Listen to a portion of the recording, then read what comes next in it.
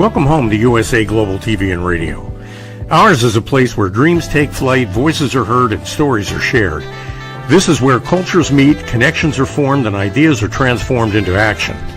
This is your destination for authentic storytelling, diverse perspectives, and meaningful conversations. We're where global stories unite and bridges are built beyond all borders. Discover our world of education, entertainment, hope, and inspiration. Together, we're building bridges worldwide. Subscribe to our USA Global TV channel and download our USA Global TV app. Be our guest or join our team. Visit usaglobaltv.com.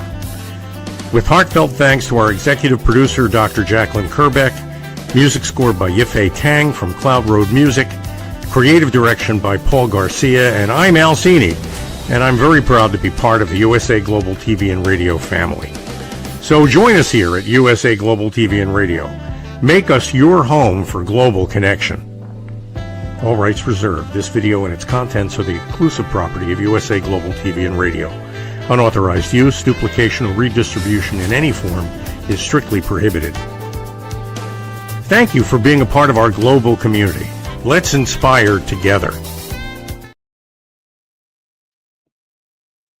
Hello and welcome to USA Global TV and Radio. I'm Dr. Jacalyn Kerbeck, and our show today is A Woman's Prerogative. I'm coming to you from the United States, back in the US of A, after traveling to Europe for almost a month. And my special full-time panelist and very good friend who is joining me will be joining from Australia. Yes, so tonight we're going to be talking about things are not always what they seem. And sometimes we go into judgment mode about something, and then we miss out on so many things about that person's journey or the evolution of how something was developed or created. So let's welcome MARISKA Dupria, who, as I mentioned, is joining us from Australia. And she is a leadership and transformation coach. She's an expert when it comes to teams. She just did her own Talking Heads expert presentation right before this. So if you happen to miss it, go over to our YouTube channels. We have two. They are USA Global TV and Radio and Dr. Jacalyn Kerbeck. The USA Global TV and Radio is has earned the YouTube Silver Creator Award for over 100,000 subscribers. So thank you very much. And welcome to our new audience joining us from mobile devices. So MARISKA, please do come out and say hello. How are you? Hello, and very happy to be back. And show number 2 for me today. That's right. Show number 2 for you. You just came off of another one, which is hard to do. And that's another thing. Things are not always what they seem. People who haven't done it before have no idea how much work it is to be on television. It takes a lot of work and dedication and time. And it's always nice when we have positive feedback from people, and we appreciate people watching. We're not so thrilled with people who have negative comments and nothing better to do. So keep your negative comments to yourself if you have them. So MARISKA, please do share with our audience, for people joining us for the first time, how is it that you work with teams and you work with leaders, you work with organizations and individuals? Tell us a lot about that, because you are a certified coach, whereas many people are not. Thank you, Dr. Jacalyn. So first off, yes, I am ICF certified. And as a coach, that is really important, because we do not have a regulatory body as yet that governs coaching. So ensuring that you have some form of evaluation system in order to ensure that whichever coach it is that you just decide to go with has a standard and a ethical code that they comply to as they go through the coaching, and also ensuring that your data is kept safe with AI. All sorts of interesting things are happening these days, so be wary and aware of it. So inform yourself on what is happening out there.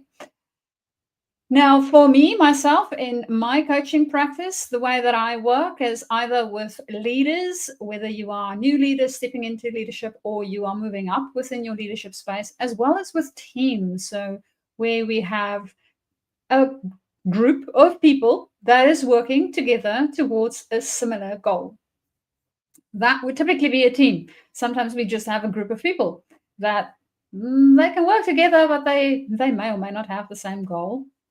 And it may or may not be reliant on interacting with each other to attain the goal. So understanding whether we are a group or a team is also very helpful.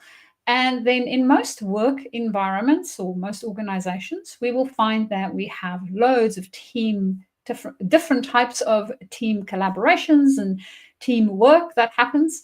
And that is where we are working with, hopefully, each other's strengths in order to get that goal attained. And leading a team, as well as being part of a team and functioning well, is what we will work on and work with during our time together, and ensuring that we bring a little bit more human centricness to that.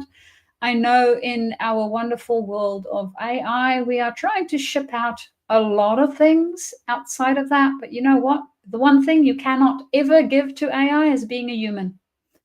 So being a human and interacting with other humans, that's your responsibility, and you cannot outsource it. Sorry.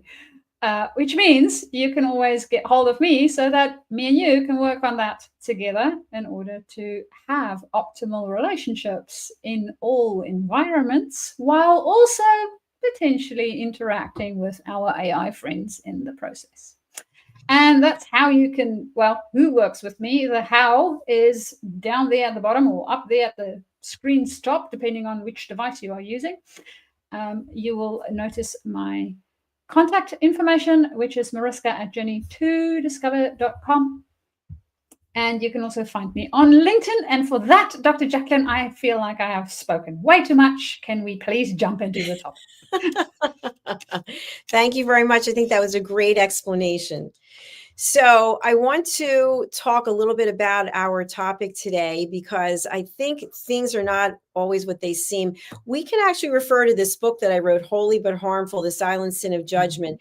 And, especially on social media, people are very judgmental. And the thing that really gets me is the people who are the most judgmental are the ones who have the most work to do. Because those of us who work on ourselves, we know that we are not going to put something negative into the world. There are 3 key questions. Before you speak, before you put your nasty comments on social media, is it kind? Is it necessary? And is it true? And if it's not those 3 things, typically what happens is when someone does put something nasty into the universe or they make a judgment, karma is a biatch, as we know, and it comes back to get you and will find you where you are. So I thought it would be fun if we started off with some phrases and statements that I put into the book that are basically very judgmental, and we can actually look at it and say, okay, maybe things are not what they seem. How would that be? That sounds like fun. Okay, fantastic. So here I'm reading from page 88 in my book.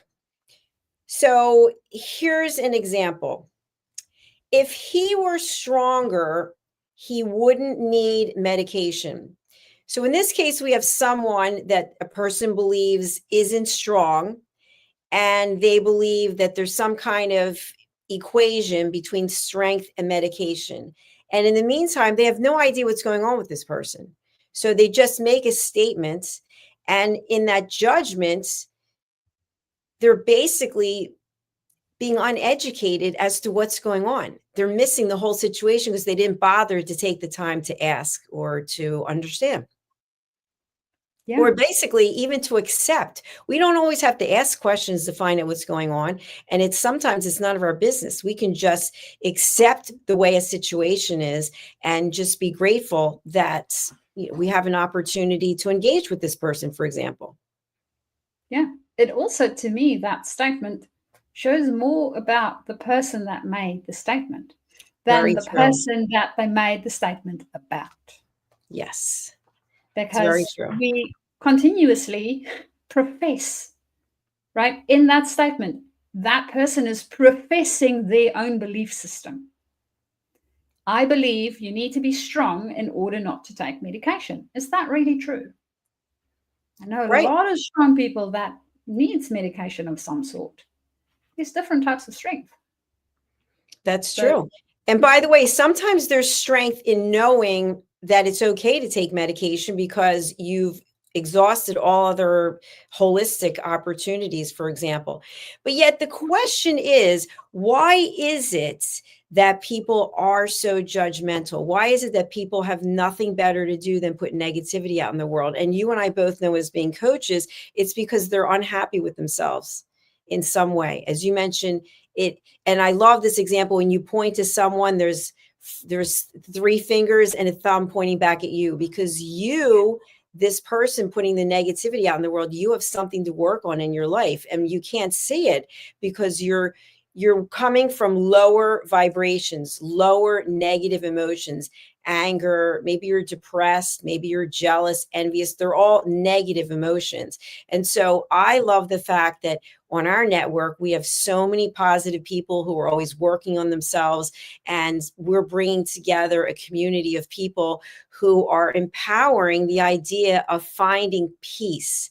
And in order to find peace, you can't be putting angry, negative things out into the world. What are your thoughts on that? Well, I'm thinking that if you do put angry, negative thoughts into the world, right, it's sort of the inner state that is showing up as an outer state. So what is actually happening for us internally that's causing us to want to put all of those things out into the world, especially on social media? For a lot of people, it feels like they are anonymized because they can comment without leaving their name, or they can make a profile that doesn't really show who they really are. Well, it still shows who you are because you know who you are. I don't have to know who you are. And it also doesn't show anything about my internal state, but it does show you a lot about your own internal state. So if you don't want to look into the mirror and see how you look, well, I can't help you there. I can also take it from who it comes from, right? If I am a lot more likely to take negative input or feedback from somebody that's willing to put their name below the feedback, because then I can help, then I can understand what it is that is really about. What is it that they perceive, or what impact am I making potentially that might have a negative consequence that I might not be aware of? Because we all, me included, have blind spots. We do. I don't know about you guys, but I can't see at the back of my head. It's physically not possible. Absolutely. You know, something I wanted to share in alignment with what we're talking about today is, on the way back from one of my flights from Europe a couple days ago, I sat next to a physician, and we were talking about what he does and what I do. And I was sharing with him that I teach these courses on listening, and I've written these books.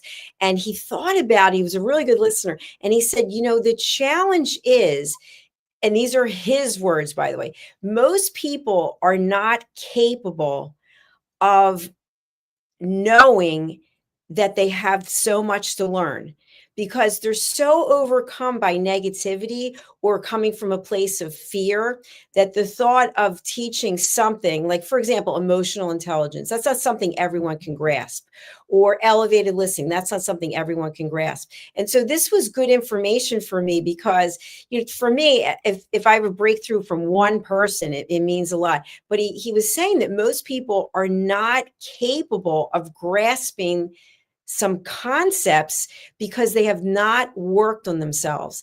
And even though you might share a story about something relative to them, they don't get it. They have no idea that you're even making an analogy that has to do with them, because they're so consumed with anger and being miserable. Mm-hmm. It reminds me of a visual that unfortunately I don't have with me. But if you were to imagine, right, a small little circle on a page, but a small one, almost the size of a dot. And then around that, there's a little bit of a bigger circle. And around that, there's a bigger circle. Now we are the dot. as we grow our own awareness, the dot size starts to increase because we become aware of more things about ourselves. And then we start to interact with that next circle that's around us, right? We get to be aware of our impact on other people, on other things, how they impact us. And as our awareness grows, it grows further and further out. And the thing is, because we are the little dot, especially, I mean, everybody starts there. Don't think that, oh yes, but this person never started. Everybody starts there. I want to be very clear about this. We all start as a little dot and grow our awareness. It's our work to grow the awareness piece. But if we are still in our little dot space, and for a very long time, really, we have a tendency to only be looking at that small little space that we are occupying. We don't really look further out. We have a tendency not to. Even when you think, oh, yes, but I'm thinking about how this person is influencing me, or how my friends see me, or how my parents think about me, or I want to please this person or that person. What you are trying to do is you are trying to put your little dot into their life or into their space, right? But you're not really creating any awareness for yourself necessarily, because what is it that you want? That's your awareness. What is it that's important to you? What values do you have? Yes, that's their thing. Whatever it is that they want you to do, that's their thing, not yours. So understanding our little dot is really important. And to your point, Dr. Jacalyn, I and to the doctor's point, I think a lot of people get upset and angry and depressed and being in all of these lower vibration emotions, where it sort of anchors us into only look. It is almost like it's got you attached to the nose and it's pulling your view down, right? You can't get your head up far enough so you can actually expand your dot. So if you are in that space where you feel overwhelmed with emotion, it might be an indication that you need to do something different.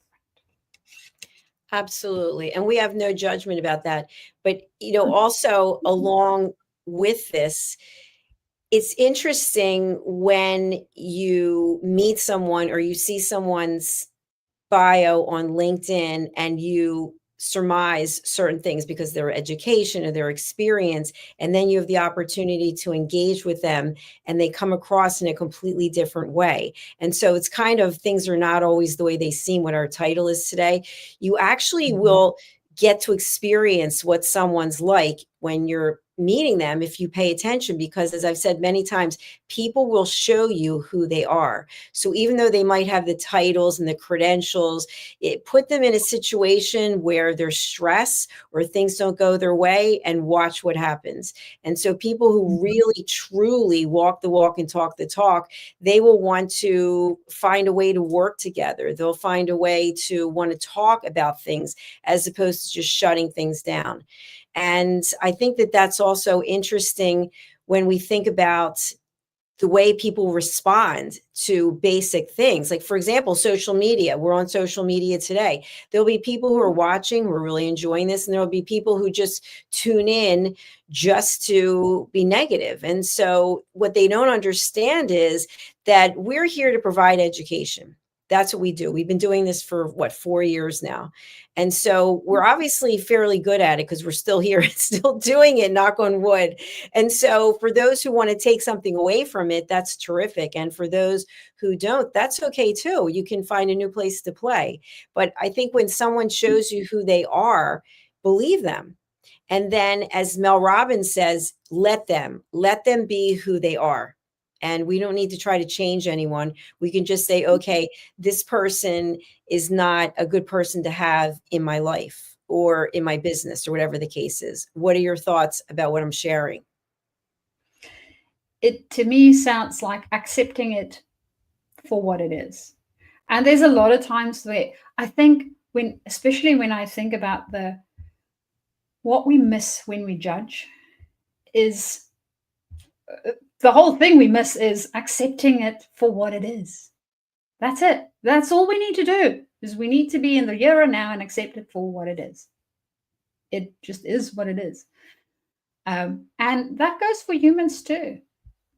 Because as you mentioned, Dr. Jacalyn, they show us who they are by the words they speak, by the things they think about, by the interactions they have, right? And I'm not saying everybody gets up in the morning and they go, oh yeah, I want to be the worst person ever. I don't know a lot of people that would do that. They might be, I just don't know them, which is, thank goodness. And I don't even think that they think about the fact that they want to be the worst person on the planet. We all have our moments where we are the hero as well as the villain in our own story. And we need to decide what that hero or villain's characteristics would be. And for some people, they want to be a villain. By all means, go be a villain and let them, right? But you don't need to interact with it. You don't need to change them in some way, shape, or form. It's like, well, if that's what you want to be, it's fine. I don't want to be in that space, so I'm not going to be with you in that space. I always have choice and I can remove myself from it. So then I do that. And that goes for any interactions that we have. That goes for relationships. If there's a relationship that isn't serving you, for whatever reason, it's not serving you, you have a choice. You can move out of it. You can put boundaries up.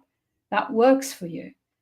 And that other person also has a choice. They can choose to either accept the boundaries that you have placed and then interact in that way, or not to.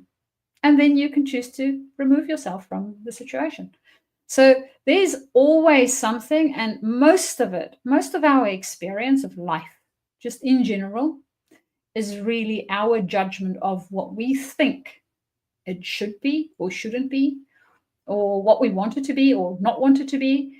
So we are judging it in one or other shape or form, instead of just letting it be. Because if we let it be, we can find that, hey, the sun is still shining. I didn't die. Nothing really, really bad happened. And even if something really, really bad happened and I accept that that is just what it is, I can now figure out a way out of it, instead of lamenting about the fact that it happened and just sitting in it. Something that I read, I think it was from Marshall Goldsmith, I think, was the problem isn't not growing or being stuck.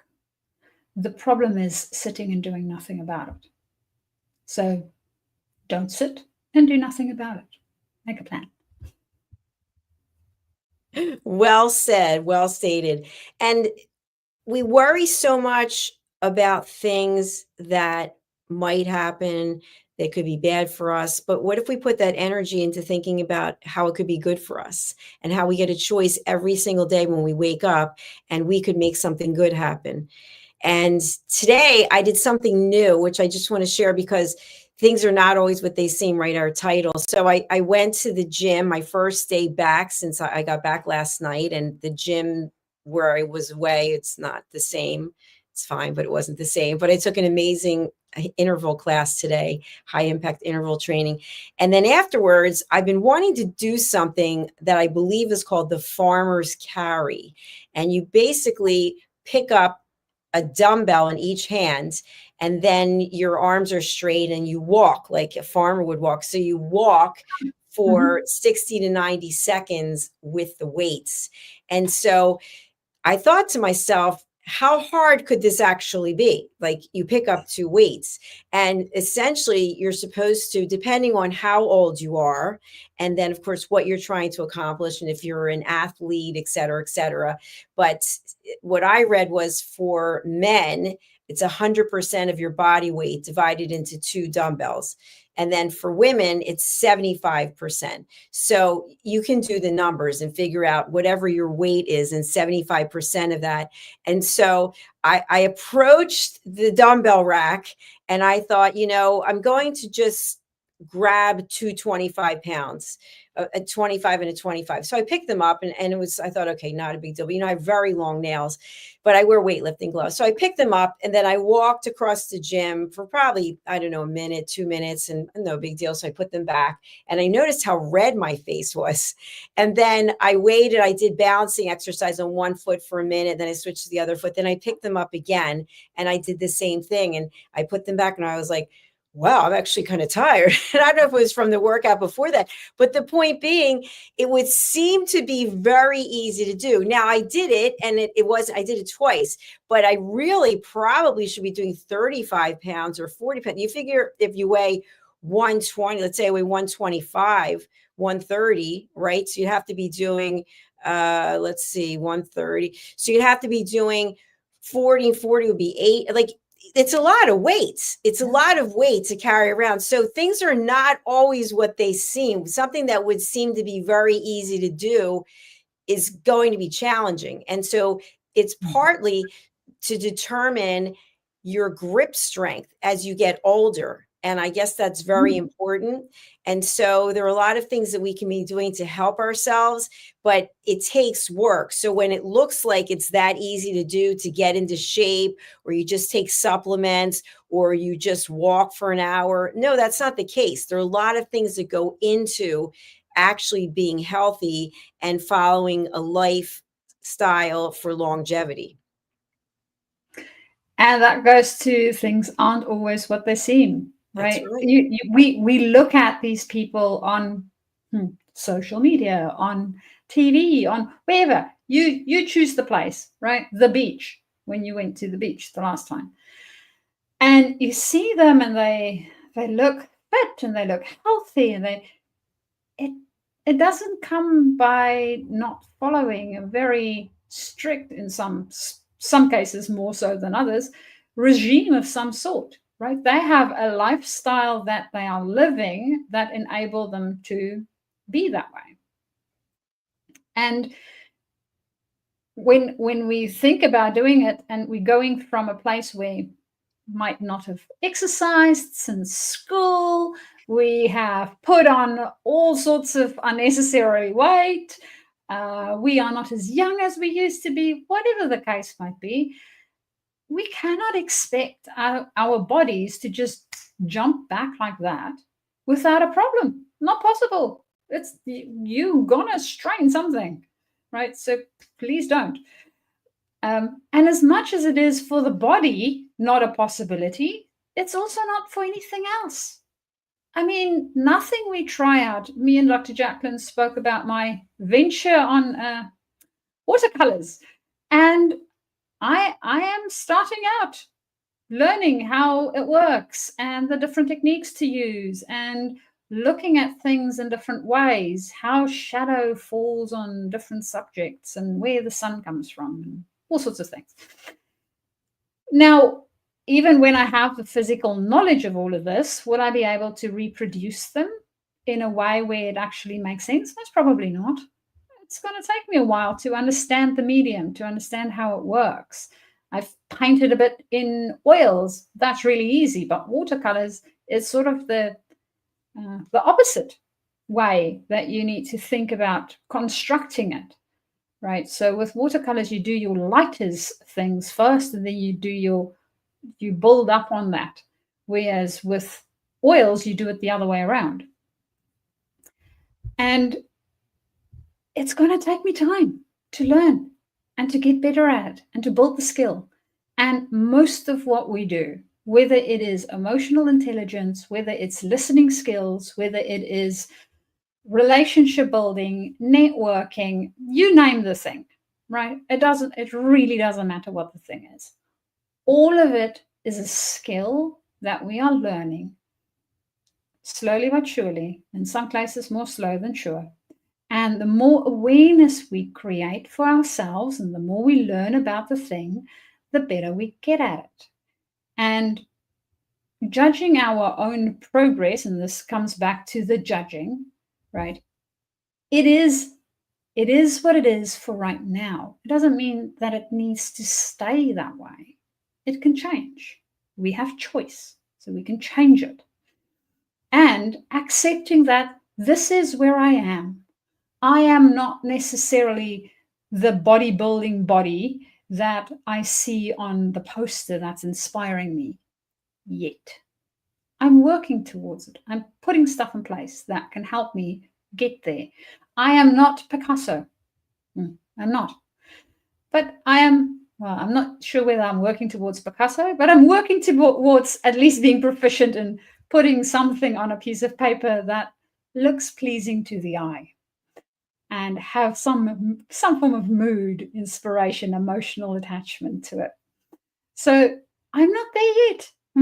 As a matter of fact, I personally am very far from it. But we are changing, and we are learning, and we are growing. And that's the thing that's important. That little dot doesn't need to stay a dot. It can change into a little bit of a circle and then grow bigger. And that is our work. Each one of us have our own work that we need to do. And if you feel that you are in that space where your emotions is dragging your nose down, you're only seeing that small little space around you,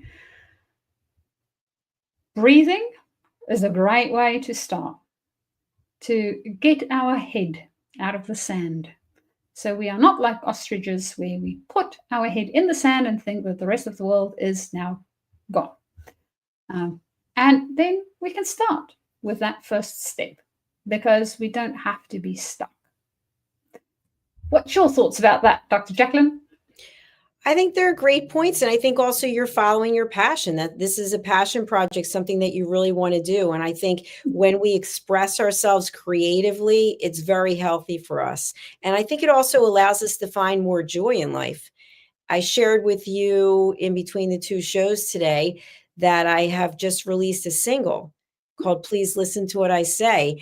And just looking at the music video or listening to the music, one would have no idea how much work and effort and a team of people, actually 2 teams of people, one on the recording and one on the video, went into it. And so people will watch or listen and make a quick judgment. And that's how everything is, that we're so used to it. I'd have to say, based on my travels in Europe, it's not the same everywhere, but I don't know how it is in Australia, but in the United States, there's a lot of quick judgments that are made. And I think people make judgments even when they're not asked. They give their opinion about things even when they're not asked. And so we could do it, and we probably already have done a whole show on why people give their opinions when no one's asking for them, because there's a lot that goes on behind the scenes in that. And so things are not always what they seem with that either. Just because someone makes some kind of comment, there's something behind the scenes. And we were talking on an earlier show today about the 5 or 7 whys to get to what the real answer is. When someone says something or they're bringing something up, there might be something else that's under the surface. And so you have to actually peel back the onion, so to speak, to find out what is the actual cause of their upsetment or their happiness. People are not always forthcoming because they don't even know themselves what's going on. Well, I am very familiar with the 5 or 7 whys. Especially within risk assessment work, and it is to get to the root cause, right? We need to get to the root. What's that root cause? What's causing the thing? And a lot of the times when people ask the whys, they think that they thought about what caused it, but they also need to be very factual about what is it actually that is happening. Because we might think, oh yeah, I asked, why did this person behave this way? And then I might say, well, because they had a bad day. Do I know that for a fact? Do I know that they had a bad day? I don't. So I might need to ask them, what happened? What caused this outburst? It might be something that was bottled up for a long time. I don't know, because I didn't ask the question. So when we do our root cause analyses, we also need to make sure that when we ask that question, why, and whatever the answer is that comes back, is actually grounded in fact. So if you have any unclarity of whether that answer is actually a fact, go and find out, because your answer might not quite be the right answer, which means you might be steering yourself down a cliff and not get to the root cause of what is actually happening. So it is a very good technique. And Dr. Jacalyn, I just thought about a good technique that can be leading people astray if not used correctly. So again, not always what it seems. Very, very true. And what I'd like to have our audience take away from this is we all can look at our own behavior, right? We're not judge and jury here. We're just having conversation based on coaching, right? Our coaching experience that we have, and also our own personal and educational experience. Look in the mirror and ask yourself, how happy am I with my life? And when you look in the mirror and you see yourself, recognize you are your best coach. You're your best coach. Your intuition shows up and tells you if something seems off or if it seems feeling good, it feels right. And we don't need to go to other people and constantly get approval from someone else, because as many people who say yes, there's as many people or more who say no. So looking in the mirror and saying, I'm my best coach, I know what's best for me, and working with other coaches, having a team of people. Mariska, you've been a coach for me for years. So, referring to other people who you respect and saying, okay, I just want to bounce something off with you. What do you think of this? As opposed to, I see this all the time and people are just asking for it. They put something on social media and they'll say, what do you think of this? Well, what do you think people are going to say? There's so many haters out there. You're going to get haters coming in. And so if you're looking for approval, you may not get it. You may get the exact opposite because of the population of people who decided to respond, which might not have anything to do with the fact that they are in support of one thing or another. They might just be filled with anger and hate and they just want to vent, and they decided to do it on your post. Yeah. It also reminds me of whatever feedback it is that you get, right? Make sure that you look for the patterns. So whenever you get feedback, any type of feedback, look for the patterns, because the patterns will show you the thing that you need to focus on. And as Dr. Jacalyn mentioned, be aware of the environment, the ecosystem in which you see the patterns, right? If I'm doing this on social media and I have a whole bunch of trolls following me, of course the pattern is going to be different than when I have a whole bunch of people following me that actually has my best interest in mind. So understanding where you are taking your sample, you can think about this as in the physical world, right? You might have two streams. You have one stream that goes past industrial area, and you have another stream that goes past all sorts of fields and trees and all sorts of things. If I'm going to take a sample of the water, even though the spring might be the same, that goes past the industrial space, and I take another sample of water of the area that goes past the fields and the trees, that water samples will be so different, because of the environment that the water has now been exposed to. And that's exactly the same with you.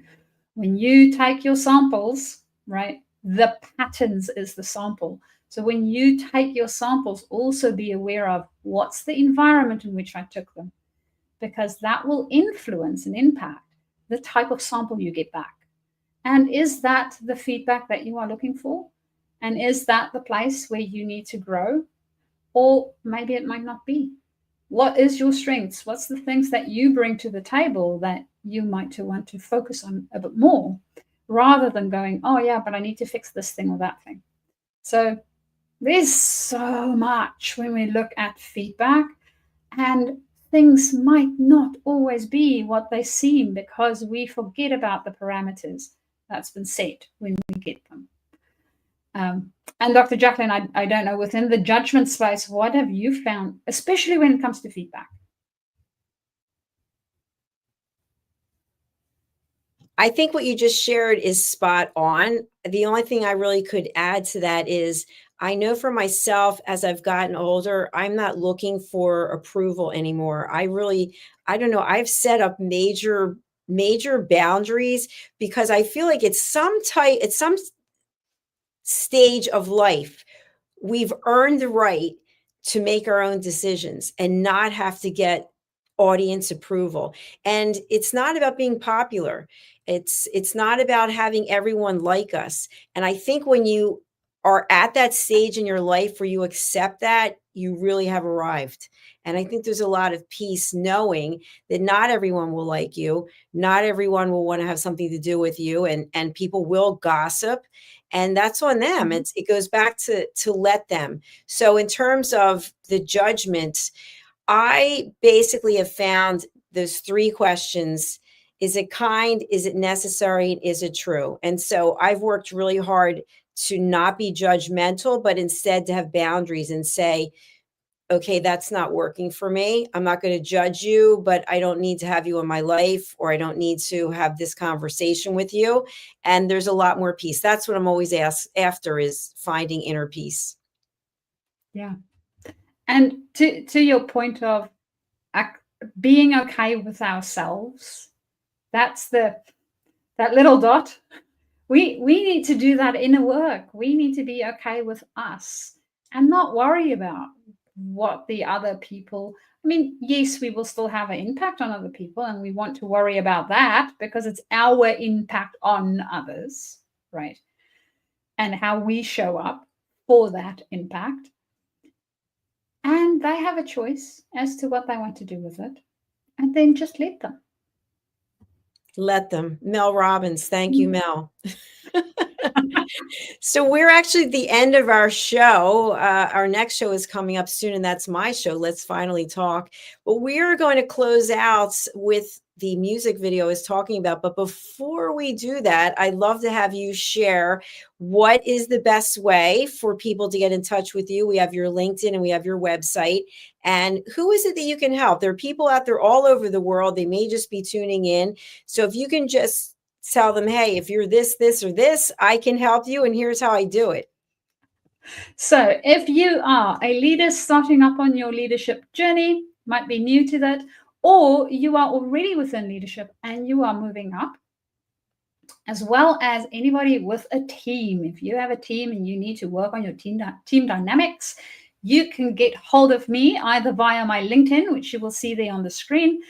LinkedIn, Mariska Dupree, and if we are, I think, 3 people removed, then it would just be Mariska DU, and the PREEZ missing. So that's me on LinkedIn, and you can DM me on that space and we can start our conversation. Alternatively, you can also find me on my website. So my website is journey2discover.com, and there is a contact me form that you can fill in, or you can also reach out to me via my email, which is Mariska, MARISKA, at journey2, again, the number 2, discover.com. So that's how you get hold of me and who to get hold of me. And if you have your visuals up, you can see it down below or up above, depending on which device you are using, with all the other contact information. Thank you very much, Mariska. It's been an absolute pleasure. It was good to see you. Good to be back. And we are going to close out now. This is a music video where I am the lead singer. And in the chorus, I am joined by the beautiful Dr. Madeline Chan, whose stage name is Maddie Loveday. So it's called Please Listen to What I Say. And you can purchase this, download it at Apple iTunes, at Spotify, Amazon Music, anywhere where fine music is available for download. So let's take a look.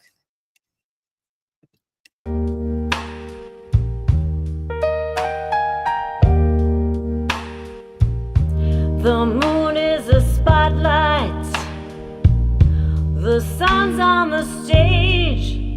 The world's got some good seats, but nobody stays. They get their opinions. I've got mine too. So, darling, please listen to what I say. Listen, babe, now, listen, babe, now. Listen, babe, now, listen, babe, now.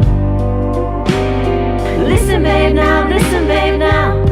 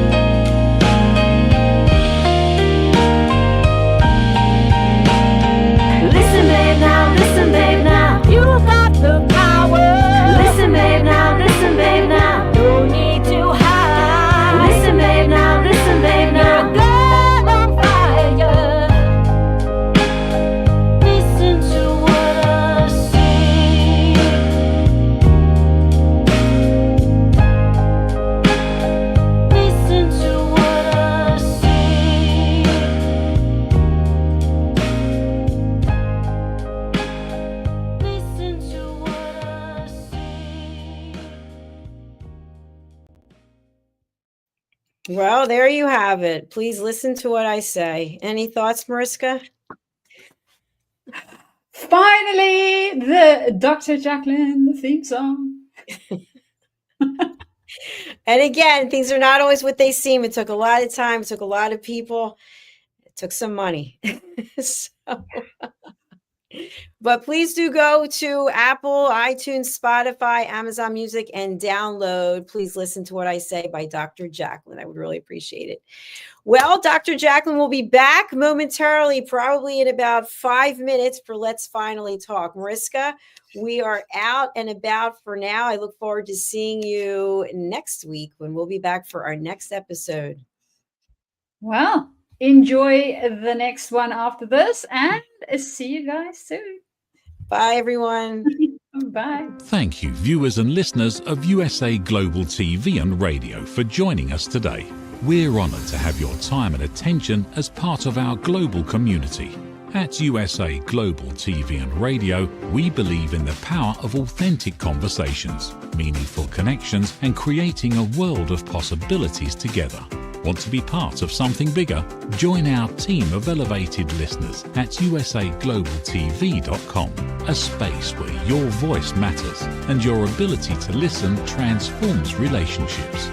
Stay connected with us across all our platforms for thought-provoking discussions, expert insights, and empowering stories. Subscribe to our channels at youtube.com/c/usaglobaltv. Follow us on social media and explore the endless opportunities we're creating for growth, learning, and inspiration. Together, we're not just broadcasting, we're building bridges and changing lives one conversation at a time. For inquiries, contact us at info@usaglobaltv.com. Music by Johnny Dyes. Produced by Executive Producer and Director Dr. Jacalyn Kerbeck. Voiceover by Mike Porter. Creative Direction by Paul Garcia. All rights reserved. Copyright 2025. Visit usaglobaltv.com to view our full terms and conditions.